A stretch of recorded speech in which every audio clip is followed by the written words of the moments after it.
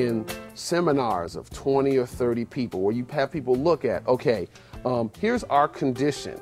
Here's our level of separation and division. Okay, what are our values for our region? People are always very proud of their region. You know, we're open, we're tolerant, we're inclusive. And then you say, well, how does your actual experience compare to your values? It isn't hard to get people to see the disjunction between that. And so you take them through a process where you're engaging with people who look different than them, of examining, well, how did it come to be that we got like this?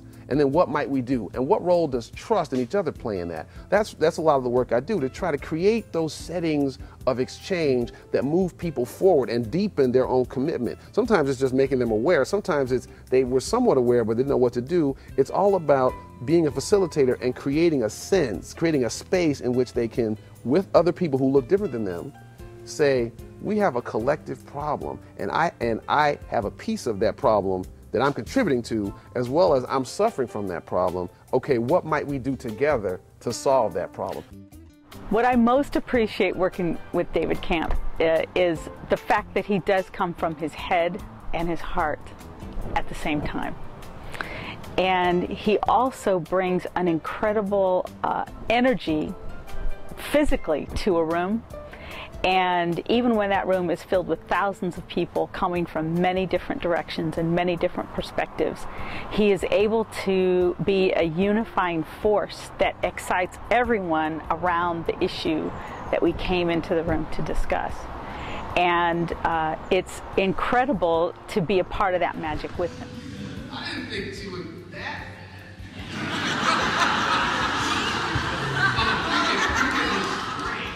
The magic of David is that he makes it fun while you're doing it. And that, as many accomplished public speakers as I've worked with and seen over the years, I think no one surpasses David on the fun meter. We believe citizen empowerment. We believe that it is important that the everyday citizen weigh in on issues that are of import to everybody. Where we put together teenagers and their parents. Now, you don't get many more conflicted relationships between teenagers than teenagers and parents. It's all about improving communication.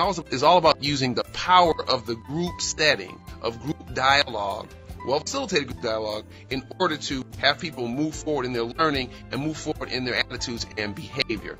Well, one of the things is I'm using one of the techniques that they gave us about listening. And my daughter is starting to talk to me a whole lot more. It was more communication, and it wasn't so much yelling.